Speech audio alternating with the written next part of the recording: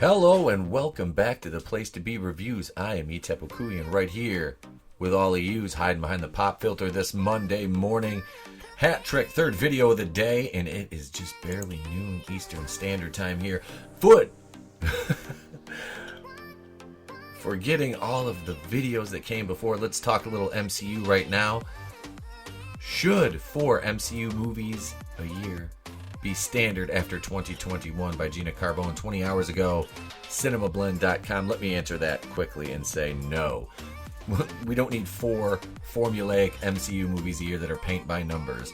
You probably noticed that with Spider-Man 3 back in the mix, the Marvel Cinematic Universe has 4 movies coming out in 2021. That's a first. Is it too many, or should a new MCU movie every season become the new standard? It's not like fans won't watch each and every one. Well, yeah, that's the problem, is you're going to have fans watching each and every one, and it's going to be even more played out than normal. The MCU started with 2 films in the same year. Iron Man, although it is often left out of the fun, The Incredible Hulk in 2008. There were no MCU movies in 2009, but Marvel Studios came back with Iron Man 2 in 2010. Then Thor and Captain America the First Avenger both came out in 2011 before the MCU went back to 1 film a year with the Marvel's Avengers in 2012. Phase 2 started out with the 2 film a year trend. Iron Man 3 and Thor the Dark World came out in 2013. Captain America the Winter Soldier and Guardians of the Galaxy were released in 2014. Avengers Age of Ultron and Ant-Man both came out in 2015. We just finished up Phase 3, which started with the 2 film trend, then upped the game to 3 MCU movies a year, beginning the arrival of Marvel Studios' joint Spider-Man movies with Sony. Captain America Civil War and Doctor Strange kicked things off in 2016. Guardians of the Galaxy Volume 2, Spider-Man Homecoming, and Thor Ragnarok all came out in 2017. Black Panther, Avengers Infinity War, and Ant-Man and the Wasp came out in 2018. Pan Mediocre and Avengers Endgame and Spider-Man Far From Home were released this year in 2019. Now we're up to Phase 4, which will actually start with just 2 MCU movies in 2020. James Gunn had confirmed in January 2018 that Guardians of the Galaxy Volume 3 was planned for 2020, but then he was fired and later rehired after accepting a new gig for DC's The Suicide Squad, so Guardians got pushed back. So 2020, close this ad too. So 2020 has Black Widow in May and The Eternals in November. One of those movies is kind of enticing to me and the other is not. Black Widow I'm interested in, Eternals not so much. And that's it. Then 2021 gives us a record 4 movies in Shang-Chi and the Legend of the Ten Rings in February, Doctor Strange and the Multiverse of Madness in May, you'll probably see that one, Spider-Man 3 in July, I will go to see that one, and Kevin Thor Love and Legumes back in Thor's sweet spot of November. Whew. A lot of long-name MCU movies are coming in 2021. Plus, all the Disney Plus streaming shows will be, a lot of them will be out by then. While it sounds like a lot, Marvel has shown it can dominate in each and every season with back-to-back movies supporting each other instead of competing against each other. Black Panther and Pan Mediocre prove February and March can indeed be superhero months, and it's probable that if the MCU has a 4th movie to come out this November 2019, it would have also crushed, even against Frozen 2. I'm down with the idea of sticking with that winter, spring, summer, fall schedule. Of course you are, because you people like these paint-by-numbers movies. I enjoy the MCU, don't get me wrong, but Jesus, I don't need 4 of these movies in a year. However, now that the Avengers Endgame is over, we have to see how fans react to the new crew. We lost huge favorites in Robert Downey Jr.'s Iron Man and Chris Evans' Captain America, among others. Fans that love the team, and there are a lot of new players on board. What if fans don't embrace the new movies like they did the past 3 phases of the MCU? I would laugh. And I would say that the MCU went woke, now they're going broke.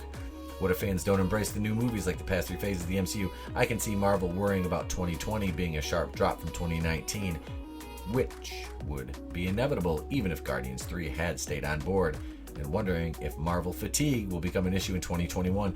James Cameron would love that. You see, now they're starting the built-in excuses already for the event that one of these movies slips and falls. Oh, Marvel fatigue, just like Star Wars. Star Wars fatigue. Blamed Solo on that. No, The Last Jedi was to blame for Solo's failures, just as any of these new movies moving forward will be plagued by the fact that they don't have at least B tier characters. Most of them are like D and C list characters now.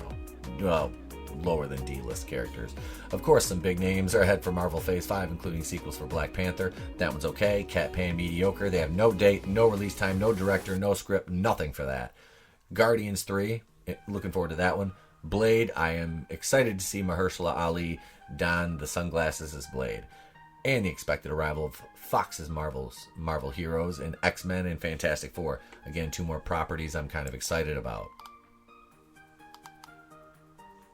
It's a good time for superheroes, but more isn't always merrier, just ask Dark Phoenix. Now see, LinkleX7, a guest on my channel, watched that and said it's not really as bad as they made it out to be, so I'm going to have to check that out.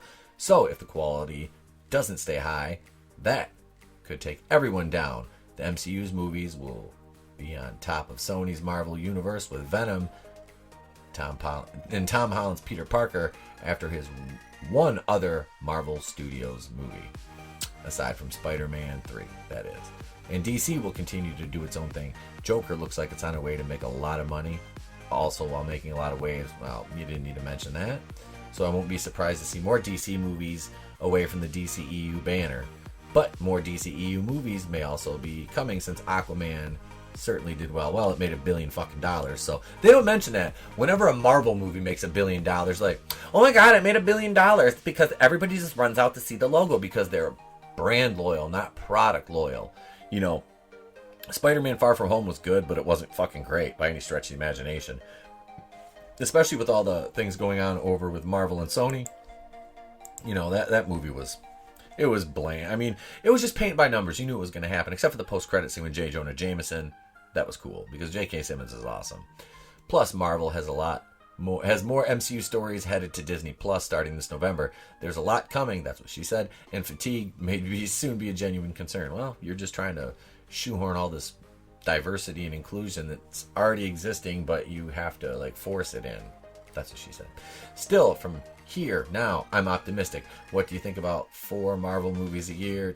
No, you don't need 4 Marvel movies a year. 2 a year is plenty. You can have your, February, March, and then your, November release right there. Those are your releases. Disney is just going to try to do as much as they can. It's cash grab stuff. This isn't because they love the property. This is cash grab stuff. So if you're not used to Disney and their garbage, what they're going to do here, this is what they're going to do. They're just going to flood the market until nobody really cares anymore. And then the MCU will go to the way the DCEU did. But it won't be because of like 1 huge or 2 huge mistakes. It'll be because, oh shit, we went to the well one too many times. So, what do you think? I think 2 movies a year is more than enough, especially with all the Disney Plus shows. So, will there be Marvel fatigue? No. Will the quality suffer? Yes, because I favor quality over quantity. Apparently Disney, not so much, because they're just greedy. So what do you think? Let me know in the comments below. Be sure to bitch slap that like button on the way out. Please consider hitting the subscribe button if you do. Press the bell for notifications, because YouTube has switched their algorithms to favor larger corporate channels over small independent creators such as myself and others in the fandom menace. So please consider subscribing if you like the content, found anything entertaining. Subscribe. Live streaming every Monday night, 8:30. That's right, tonight, Monday night, going in raw. The Place to Be Reviews, episode number 65 of the podcast will be this evening, featuring myself, the amazing MJ. Looks like brother Will Vendetta will be here. Possibly also Cody from Goober Brothers Entertainment. Yeah. Then tomorrow morning, 8:30 a.m. About Last Night, episode 7. Wednesday night, episode number 66 of the Place to Be Reviews podcast. Thursday morning, Crossing Streams live stream. Myself and Goober Brothers Entertainment. Friday night, the Fan Caste. That's right. You can find it. I'm everywhere you want to be. We're on Instagram, Facebook, Twitter. Check us out. Hit that like button. Bitch slap it. Subscribe. I am E. Temple Cooey, and I will see you guys right here live tonight at 8:30 p.m. Eastern Standard Time on the channel. And if I don't see you, have a good day and a pleasant tomorrow. Phase 4, pray for it. We're going to need all the help we can get, because this is looking really woke.